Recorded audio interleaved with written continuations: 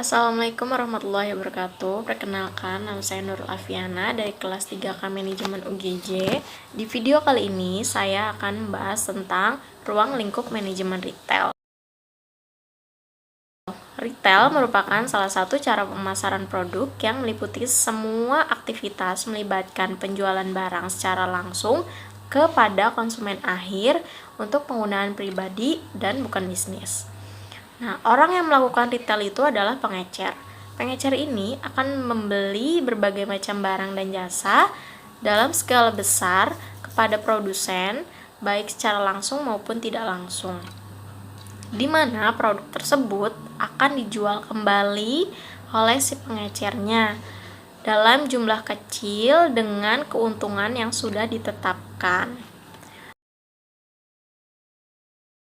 Retail ada dua, yaitu retail tradisional dan retail modern. Nah, retail tradisional di sini adalah retail yang menjual berbagai macam produk eceran dalam ruang lingkup yang sederhana, di mana produk tersebut dijual hanya berbagai macam dan masih terdapat tawar-menawar di kegiatan jual belinya tersebut. Nah, retail yang modern ini merupakan retail inovasi akibat dari era globalisasi yang menggabungkan fungsi dari teknologi serta toko fisik. Retail modern biasanya menawarkan kenyamanan berbelanja bagi para konsumennya. Nah, selain itu, biasanya harga suatu barangnya itu sudah memiliki harga tetap, yang artinya tidak dapat ditawar-tawar.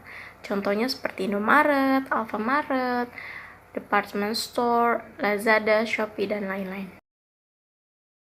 Selanjutnya, di sini ada ciri-ciri paradigma pengelolaan retail tradisional dan modern. Ciri-ciri paradigma tradisional yaitu yang pertama, kurang memilihnya lokasi. Yang kedua, tidak memperhitungkan potensi kembali. Yang ketiga, jenis barang tidak terarah. Yang keempat, tidak ada seleksi merek. Yang kelima, kurang memperhatikan pemasok. Yang keenam, melakukan pencatatan penjualan sederhana. Yang ketujuh, tidak melakukan evaluasi terhadap keuntungan per produk. Nah, yang kedelapan, arus kas ini tidak terencana. 9, pengembangan bisnis tidak terencana. Nah, selanjutnya ciri-ciri paradigma untuk retail modern. Yang pertama itu, lokasi strategis merupakan faktor penting dalam bisnis ini. Nah, yang kedua, prediksi cermat terhadap potensi pembeli. Yang ketiga, pengelolaan jenis barang dagangan sangat terarah. Terus yang keempat, seleksi merek yang sangat ketat. Yang kelima, seleksi pemasok ketat. Yang keenam, melakukan pencatatan penjualan dengan sangat cermat. Yang ketujuh, arus kas terencana. Dan yang terakhir, pengembangan bisnis terencana.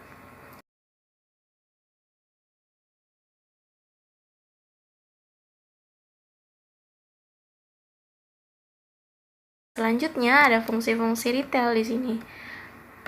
Yang pertama itu menyediakan berbagai macam produk dan jasa. Nah, maksudnya konsumen itu selalu mempunyai pilihan-pilihan tersendiri terhadap berbagai macam produk dan jasa yang dibutuhkan oleh mereka. Nah, yang kedua ini memecah. Memecah di sini berarti memecah beberapa ukuran produk menjadi lebih kecil yang akhirnya menguntungkan produsen serta konsumen. Nah, yang ketiga, perusahaan menyimpan persediaan. Nah, perusahaan ini akan menyimpan stok atau persediaan untuk dikeluarkan jika di perusahaan-perusahaan kecil sudah ingin membeli kembali produk-produk tersebut. Lalu yang keempat ini penghasilan jasa. Nah, penghasilan jasa di sini konsumen akan mendapatkan kemudahan dalam mengonsumsi produk yang dihasilkan oleh produsen. Nah, retail juga dapat mengantarkan produk hingga dekat ke tempat konsumennya. Kelima, meningkatkan nilai produk dan jasa. Nah, Suatu aktivitas pelanggan pasti memerlukan beberapa barang. Nah, pelanggan akan membutuhkan retail karena tidak semua barang dijual dalam keadaan lengkap. Selanjutnya, peluang bisnis retail di Indonesia. Nah, bisnis retail di Indonesia ini mengalami perkembangan yang cukup pesat. Nah, pada beberapa tahun ini, dengan berbagai macam format. Nah, secara makro, perkembangan industri retail ini tidak terlepas dari pengaruh 3 faktor utama, yaitu faktor ekonomi, faktor demografi, dan sosial budaya. Faktor ekonomi ini menunjang pertumbuhan industri retail, terutama adalah pendapatan per kapita penduduk Indonesia. Yang kedua, demografi. Demografi adalah peningkatan jumlah penduduk di Indonesia dan itu berpengaruh dalam bisnis retail. Nah, yang ketiga, sosial budaya. Faktor ini merupakan perubahan gaya hidup dan kebiasaan dalam berbelanja. Nah, konsumen saat ini menginginkan tempat berbelanja yang aman dan nyaman. Lokasinya pun mudah dicapai, ragam barangnya bervariasi, dan sekaligus dapat digunakan sebagai tempat rekreasi. Ya, sekian dari video kali ini. Mohon maaf jika ada salah-salah kata dan masih dalam tahap pembelajaran. Assalamualaikum warahmatullahi wabarakatuh.